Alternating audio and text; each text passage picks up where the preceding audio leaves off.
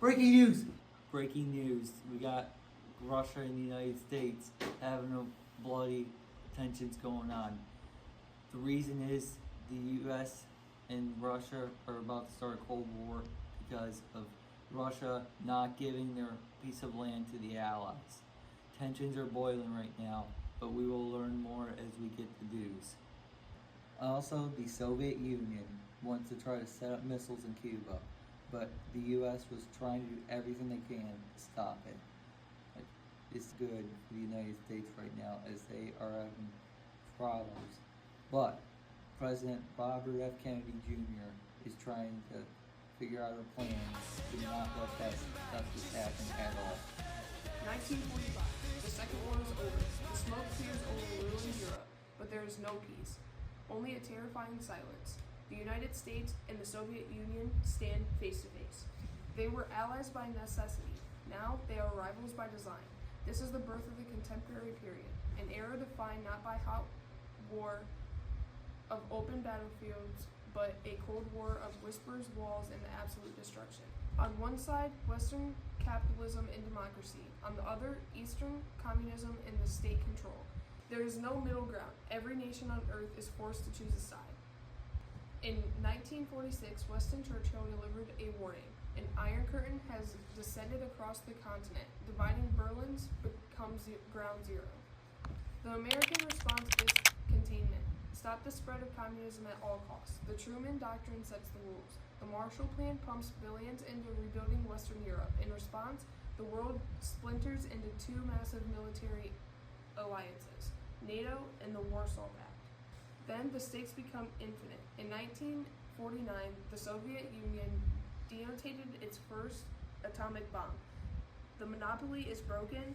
The nuclear arms race begins. The Cold War is now locked in, a conflict fought through spies, space races, and proxy wars.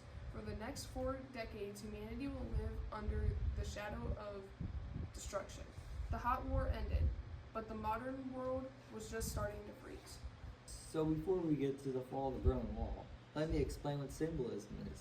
Symbolism means the barrier to freedom. It ties directly to the fall of the Berlin Wall. There are a ton of key events to talk about, including the Iron Curtain, containment, and nuclear anxiety. We'll start with the Iron Curtain. We all might be thinking, what does an Iron Curtain have to do with the Berlin Wall? And the answer is simple. The Iron Curtain is a barrier between Western Germany and Eastern Germany. From the end of World War II in 1945 to the end of the Cold War in 1991, the Berlin Wall was made up of 5 materials: razor wires, fences, fortified walls, minefields, and watchtowers. So this part I'm going to talk about the decline of the Soviet Union. Well, what happened? Well, first, a couple of things. The first reason behind the decline of the Soviet Union, and the most obvious, is too much debt. At the time of the dissolution of the Soviet Union, their estimated debt was about $66 billion in foreign debt and over 887 billion rubles, that's currency for the Soviet Union, in debt for their country. Now let's compare revenue to debt at the time. In 1991, the Soviet Union was worth around $2.2 trillion at that time.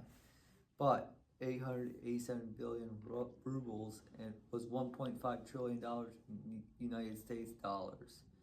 Also, they had to keep taking out loans to pay off their debt, which made things a lot worse. Another reason behind the Soviet Union's decline is the 1973 oil crisis. Now, you may think this is not true, but it is. The real reason why this had a huge impact on them is because they exported oil to other countries on the other side of the world. But due to the war in the Middle East, the Soviet Union was starting to have trouble to export, and this was the main thing that started all their debt issues in the first place.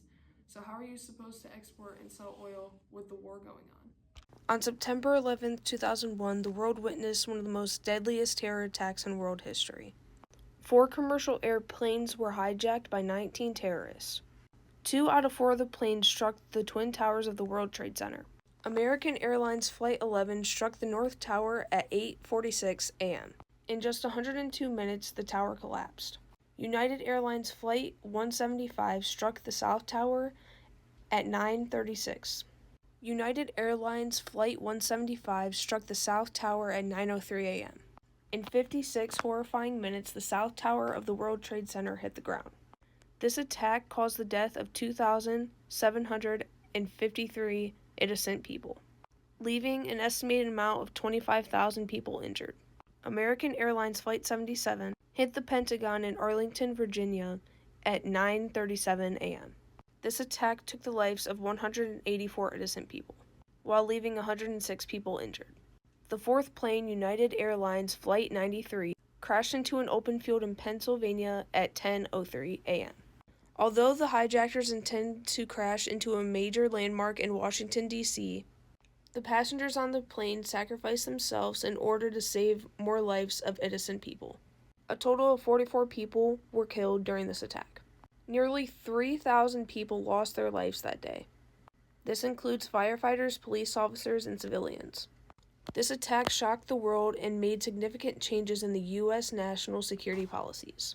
9/11 remains a powerful reminder of resilience, sacrifice, and the need for vigilance against terrorism.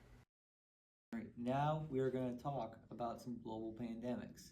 Now, there is one pandemic that we should all know about, and that is the COVID-19 pandemic. It started in late 2019 in China, and it transferred from animals into humans.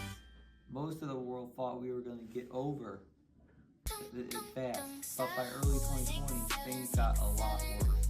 By then, the United States reported its first case of COVID-19, and eventually would spread all across the country, as well as leaving us all at home, and we had to learn from home. I did get exposed to COVID a couple times, but the great news is every time I got tested, I always tested negative for it. So don't worry, don't be scared to be around me. I am perfectly okay. So before we get to the end of the video, I got a question for you all. Will the Cold War ever happen again? If so, what could be the outcome? You can meet me at my hotel with nothing on under your trench coat. There's no end, no time. Hey Siri, define aura. Here is what I found.